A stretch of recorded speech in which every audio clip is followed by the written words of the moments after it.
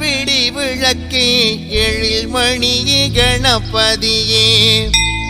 அப்பம் மூடன் பூரி கடலை அவளுடனே அருங்கதலி உப்பில்லா மோதகமும் ஒரு மனதாய் புவித்து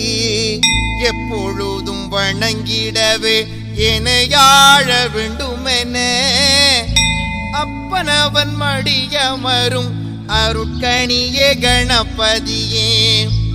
பிள்ளையாரின் குட்டுடனே பிள்ளை நீக்கும் முக்கியிட்டு